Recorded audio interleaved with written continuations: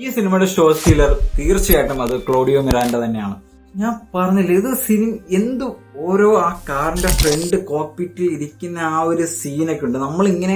നമ്മളാണ് അതിങ്ങനെ ഇരുന്ന് ഓടിക്കുന്നത്. ഞാൻ പറഞ്ഞില്ല, ഒരു സിമുലേഷൻ. അതായത് സിമുലേഷൻ എന്ന് വെച്ച് കഴിഞ്ഞാല് നമ്മൾ തന്നെ ഒരു ഫ്രണ്ടിൽ ഒരു ഡിസ്പ്ലേ, ഒരു കാർ ഓടിക്കുന്ന പോലെ ഇരുന്നിട്ട് ആ ഒരു സീറ്റിംഗ് നമ്മൾ കാർ മൂവ് ചെയ്യുന്ന പോലെ തന്നെ നമ്മുടെ ഈവൻ ചെയർ പോലും മൂവ് ചെയ്യുന്ന അതിനെയാണ് സിമുലേഷൻ കാർ എന്നൊക്കെ പറയുന്നത്.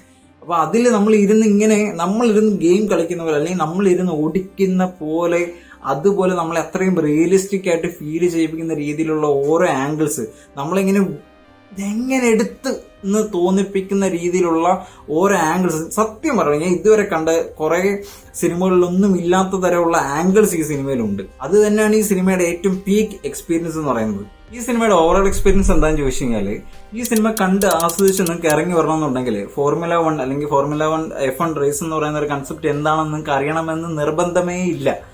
നമ്മുടെ ഇന്ത്യയിലെ ഒരു 80% ഓഫ് ഓഡിയൻസിന് F1 അല്ലെങ്കിൽ ഫോർമുല 1 റേസ് എന്താണെന്ന് അറിയില്ല. അങ്ങനെ ഒരു റേസ് ഉണ്ടെന്നറിയാം, അല്ലാതെ അതിനെക്കുറിച്ച് കൂടുതൽ ഡെപ്ത് ആയിട്ടോ കാര്യങ്ങളൊന്നും അറിയത്തില്ല.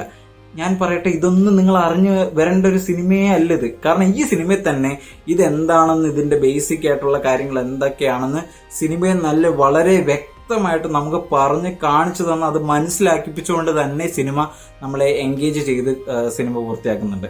അതുപോലെ എൻ്റെ ഒരു റിക്വസ്റ്റ് ആണ്, നിങ്ങൾ ഒരിക്കലും ഇതൊരു നോർമൽ തിയേറ്ററിൽ പോയി കാണരുത്. ഏറ്റവും കുറഞ്ഞത് ഒരു അറ്റ്മോസ്, നിങ്ങൾ പറ്റുവാണെങ്കിൽ ഒരു ഐമാക്സ് അല്ലെങ്കിൽ 4DX തന്നെ പോയി ഈ സിനിമ കണ്ട് എന്താണ് സിനിമയുടെ മാജിക്, ഒരു സിനിമ നമുക്ക് എന്തൊക്കെ വിഷ്വൽ എക്സ്പീരിയൻസ് ആണ് തരുന്നത് എന്ന് നിങ്ങൾ ഈ സിനിമ കണ്ടു കഴിയുമ്പോൾ നിങ്ങൾക്കത് മനസ്സിലാവും, നിങ്ങൾക്കത് കിട്ടും. ഇതെന്റെ 100% ഗ്യാരണ്ടിയാണ്. അപ്പോൾ see on the next video. Until then by.